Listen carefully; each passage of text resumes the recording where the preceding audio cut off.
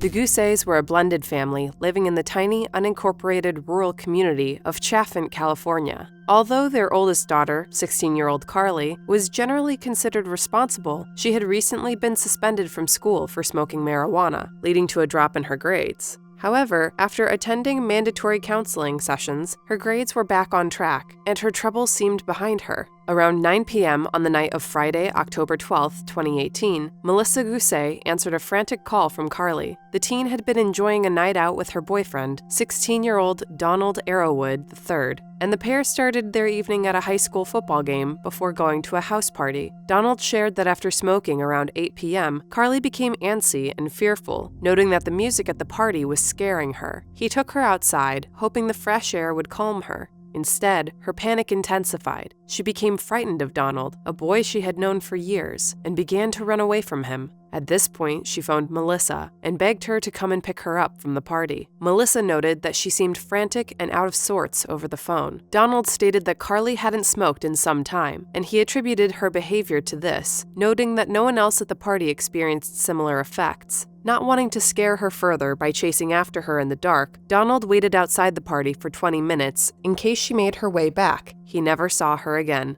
Around the same time, Melissa slowly navigated the rural community's dark roads, searching for Karlie. Then she spotted a flickering light in the distance, Karlie's phone flashlight, bouncing erratically as she ran down the street.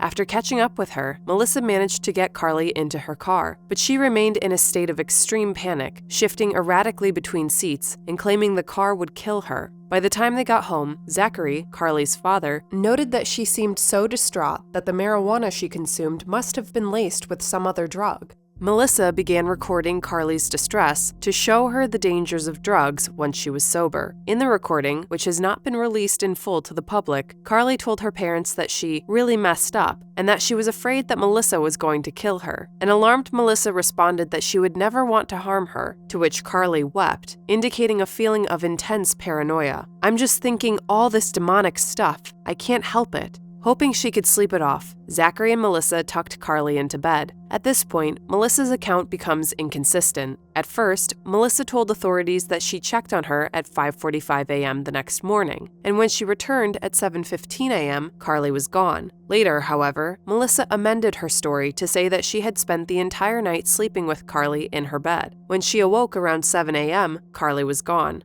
At first, Zachary and Melissa assumed Karlie had just stepped outside, but their concerns deepened when they realized she'd left her phone behind. They searched the neighborhood in ever-widening circles, but by 9 a.m., there was still no sign of her. So they called the police. Initially, the family was hopeful. 3 witnesses came forward, and with so many sightings, surely it wouldn't be long until she was found. The first witness, who saw Karlie walking around outside his home between 6:30 and 6:45 a.m., was a neighbor of the Gusés. The next, another neighbor who knew Karlie personally, saw her moving down White Mountain Estates Road toward Highway 6, holding a piece of paper. The third, who has never been publicly identified, witnessed her standing at the junction of White Mountain Estates Road and Highway 6. The scrubby desert terrain dotted by mountains and canyons was relentlessly searched with dogs and helicopters. Unfortunately, the dogs lost Karlie's scent right where the last witness had seen her, and the trail went cold. Now, almost 6 years later, there have been no confirmed sightings of the young woman, who would now be 22 years old. In an interview with the FBI in 2020, her father said, "I'm down to 2 things. Either she crossed that desert so far that nobody found her, or she was abducted."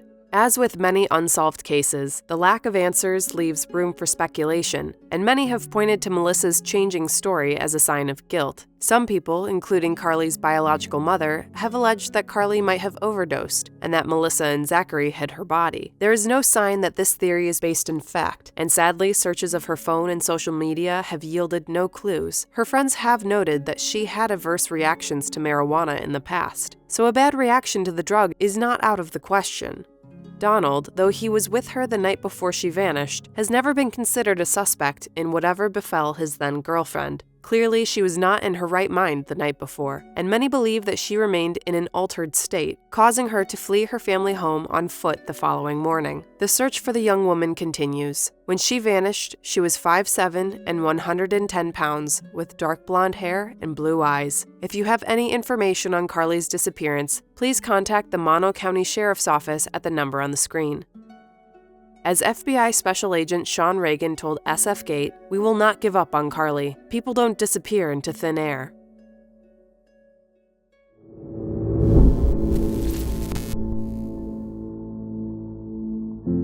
On March 1, 2024, 22-year-old Jack O'Sullivan left his Flaxbourton home, a small village just 5 miles southwest of Bristol, UK, for a house party in the Hotwells neighborhood. Shortly before 2 a.m., he texted his mother, Catherine, to tell her he was safe and planned to leave soon. She asked if he had his house keys, to which he replied with a thumbs-up emoji. Catherine later stated to the Daily Mail that Jack did not appear intoxicated, noting that he was speaking in complete sentences, indicating sobriety. At 2:57 a.m., Jack left the party. CCTV footage showed him heading south, crossing Junction Swing Bridge over the dark waters of the River Avon. By 3:13 a.m., security cameras saw him again walking beneath the towering Brunel Way flyover on Brunel Lock Road. 25 minutes later, at 3:38 a.m., Jack was captured again on CCTV crossing the Plimsoll Swing Bridge back over the River Avon, looping back toward the Hotwells area. Right around the same time, Jack placed a call to a friend who was still at the house party. Initially, his friend didn't answer, but he called him back about 10 minutes later. According to him, he heard Jack answer and say hello, but then the call suddenly dropped. He wasn't captured on any CCTV again, and further attempts to contact Jack via phone were fruitless. Back in Flaxbourton, Catherine awoke with a start around 5 a.m. and discovered that her son was not yet home. She attempted to call him, but it rang through to his voicemail. Anxiously, she checked Jack's location on the Find My Friends app and saw that his phone was pinging to an area in the Hotwells neighborhood, not far from the house party. The O'Sullivan family decided to go and search for him, but had no luck. His phone appeared to be inside a group of homes that backed up to an old electrical substation, and it was too early to knock on people's doors. Catherine and her husband Alan began to question anyone they saw on the street. The phone remained in the same location until it went offline at 6:44 a.m. A formal search began, and police questioned the residents in the area where Jack's phone last pinged. But there was not enough evidence for a search warrant. The homes and the electrical substation behind them were never searched by the authorities. Dive teams in the River Avon were utilized, as were drone units and mounted searches, but all to no avail.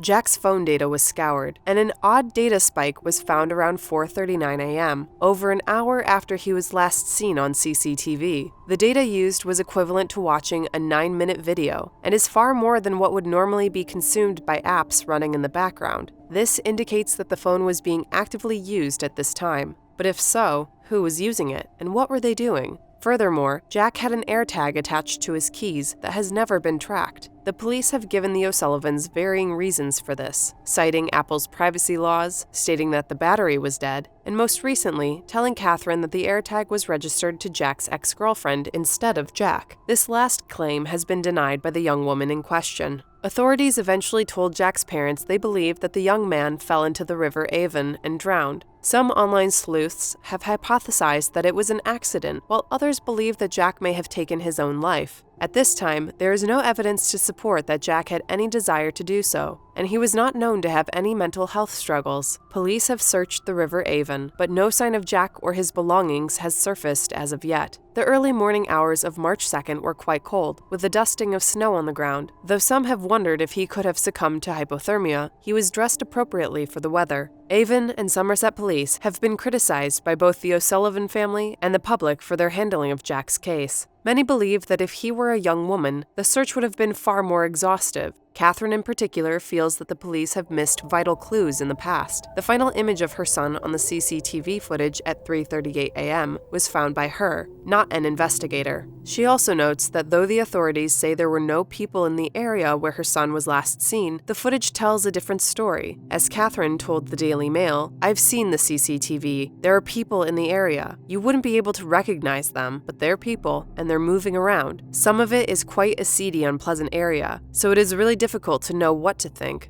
She believes that her son is still out there somewhere, and we hope that one day Catherine's questions can be answered. When Jack was last seen, he was wearing a quilted green and brown Barber jacket, a beige wool sweater, navy pants, and brown leather sneakers. He would now be 23 years old with brown hair and brown eyes, and measures 5 foot 10 inches tall and around 150 pounds. If you have any information about Jack O'Sullivan's whereabouts, police ask that you call 101 if you're in the UK and refer to the case number on the screen. Alternatively, you can send tips and information to the email address on the screen.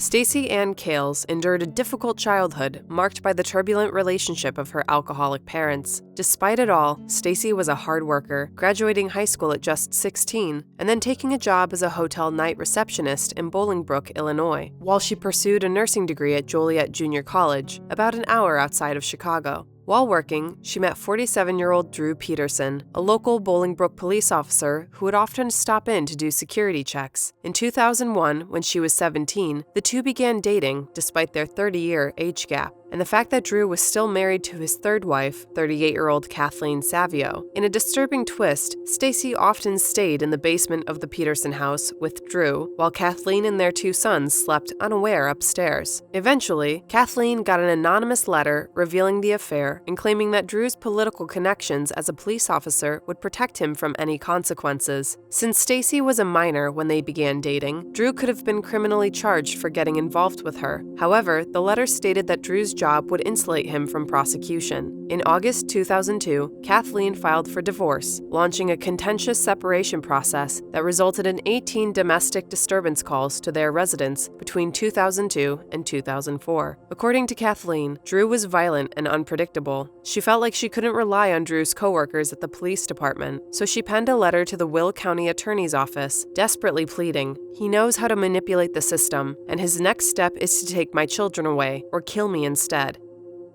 Despite the problems between Kathleen and Drew, he fathered a son with Stacey named Anthony in July 2003. Several months later, on October 18th, Stacey married Drew when she was just 19 years old, 8 days after the divorce from Kathleen was finalized. On March 1st, 2004, Kathleen's body was discovered in the bathtub of the master suite in the home she had previously shared with Drew. The case was initially ruled an accidental drowning, although Kathleen's injuries were not consistent with this explanation. She had bruises, fractures, and abrasions that could not be explained by simply drowning and interacting with the smooth surface of her tub. Nevertheless, life moved on for Stacey. She had her second child, a daughter, Lacey, in 2005. She also formally adopted Kathleen's two sons. Though she was reportedly a good mother, the relationship between her and Drew was growing increasingly volatile. She began telling family members that she was frightened of her husband and that she was considering divorce. Then, on October 28, 2007, her sister Cassandra Kales couldn't get a hold of her. Drew Peterson claims that upon returning from a night shift around 5:30 a.m., Stacey informed him of plans to visit her grandfather, so he wasn't surprised to find her gone when he awoke around 10 a.m. Later, around 9 p.m., he alleges he received a call from her stating she was leaving him for another man. Cassandra had a different version of events. She had plans to meet up with her sister that day, but when she never showed up, Cassandra grew worried. Finally, in desperation, she drove to the Peterson home around 11 p.m., but didn't see Drew or Stacey's car in the driveway. One of Drew's children stated that Drew and Stacey had argued, and Stacey left, prompting Drew to follow her. At 11:15 p.m., Cassandra called Drew and demanded to speak to her sister, but Drew told her he just got home and that he'd been out looking for Stacey. Frustrated and scared, 30 minutes later, Cassandra arrived at the nearby municipality of Downers Grove to file a missing person report, but they informed her she had to file in Bolingbrook, with the same department that employed her brother-in-law. She did so around 1 a.m., prompting the department to call Drew at home to tell him Cassandra had filed a missing persons report for his wife. Unable to rest, Cassandra drove back to the Peterson home. Both cars were now in the driveway, so she rang Drew again around 2:30 a.m. He then told her that he had heard from Stacey. She told him that she was leaving him for another man, and she'd taken some money and her passport before abandoning her car at the nearby Clow International Airport. Not believing her brother-in-law, Cassandra escalated to the Illinois State Police, filing a missing persons report with them around 3 a.m. An investigation was launched, and by November 1st, a search warrant was issued for Drew's home and vehicles. His computers and firearms were seized, and the authorities announced that they were planning to revisit his third wife's untimely death in 2004. On February 21, 2008, following an exhumation and a second investigation, Kathleen Savio's death was ruled a homicide. Meanwhile, the search for Stacey deepened. There had been no sign of her since that fateful day in late October, and her family and friends were desperate for answers. Over 1 year later, on May 7, 2009, Drew was arrested and charged with Kathleen's murder. During the trial, hearsay evidence was used to convict him. Many people took the stand, including his second wife, Vicki Connolly, who alleged that Drew had been violent with her during their marriage. Another testimony came from Neil Shorey, Stacy's pastor. He claimed that Stacy had confessed to him that Drew had killed Kathleen. In September, he was found guilty of first-degree murder and sentenced to 38 years in prison. Sadly, Stacy's body has never been found, though she is presumed dead, and Drew Peterson has never been charged with her murder. Cassandra has continued to fight for justice and hunt for her sister. In 2020, while searching a canal near Bolingbrook with sonar, Cassandra believed she stumbled upon human remains at the bottom of the waterway. She tipped off police, who followed up 5 months later, but they did not find anything. She is currently attempting to raise money via GoFundMe to send a dive team into the canal with handheld sonar devices. Drew, for his part, maintains his innocence in the slaying of his third wife and the disappearance of his fourth. He is currently serving his sentence at the Indiana State Prison in Michigan City, Indiana. At the time of her vanishing, Stacy was 23 years old, 5'2", and 100 pounds, with brown hair and brown eyes. She would now be in her early 40s. If you have any information regarding Stacy Peterson's whereabouts, please contact either the Bolingbrook Police Department or the CUE Center for Missing Persons at the numbers on the screen.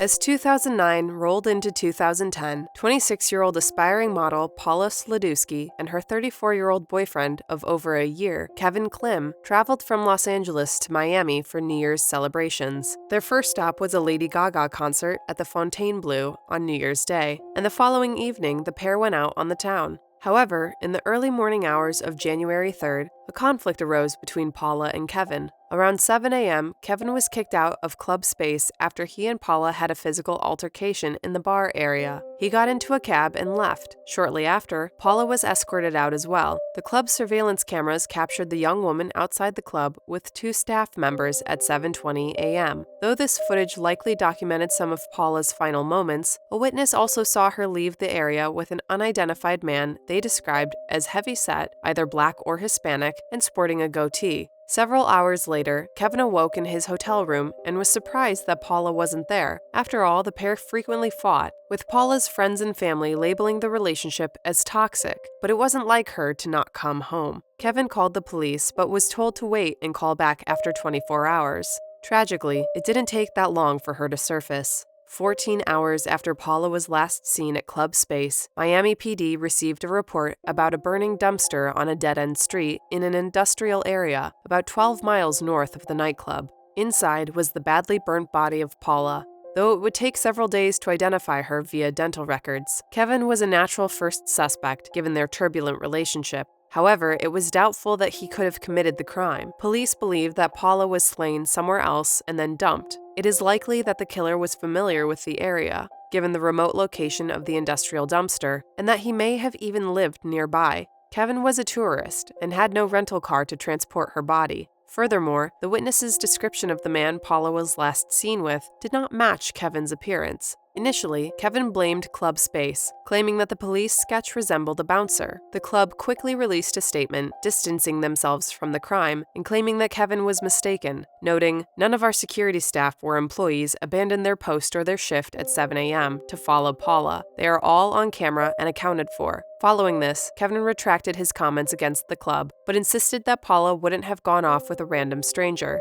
In his mind, the man was likely someone she had talked to inside the club. To this day, 15 years later, the identity of the man Paula was last seen with remains unknown. No further suspects have surfaced, and no additional surveillance footage of Paula has been found. As the former lead detective Michael Gaudio noted to CBS News in 2020, "It's the one I didn't solve. To be unable to give the family closure does bother me. I still think about it to this day." If you have any information about what happened to Paula Sladewski, please call Miami-Dade Crime Stoppers at the number on the screen.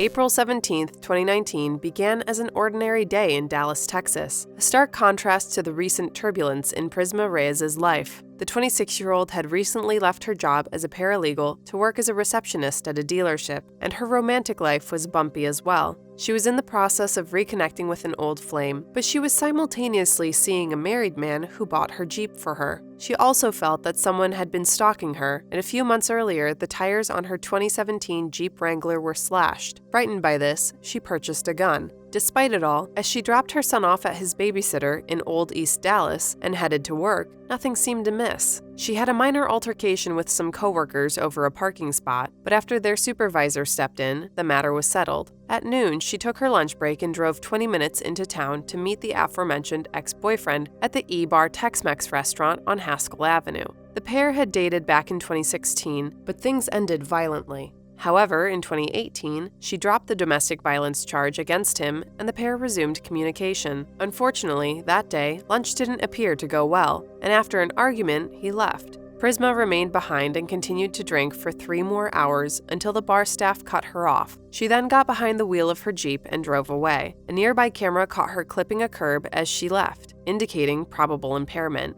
At 5:05 p.m., 3 women called 911 to report a road rage incident, stating that a woman matching Prisma's description had pointed a gun at them. They gave her license plate to the dispatcher and informed them that Prisma had left the scene. She appeared to be traveling back towards her residence in the eastern suburb of Mesquite, but after receiving a call, she made a U-turn and headed back towards the city. By 5:47 p.m., Prisma arrived at her ex's apartment complex, Olympus at Ross, now called McAllen at Ross, only half a mile away from the restaurant where they had met for lunch. Cameras in the parking garage captured her white Jeep pulling up and stopping suddenly outside the entrance. She parked haphazardly and then rushed to enter the complex through the closing garage door. 2 minutes later, cameras by the elevators recorded Prisma pacing around unsteadily, appearing upset and talking on the phone. Witnesses recalled seeing her crying and acting very distressed. One more shadowy recording captured Prisma moving through the parking garage, and after that, she vanished. By 6 p.m., she no longer appeared on any security footage in the building, and there was no further action on her cell phone.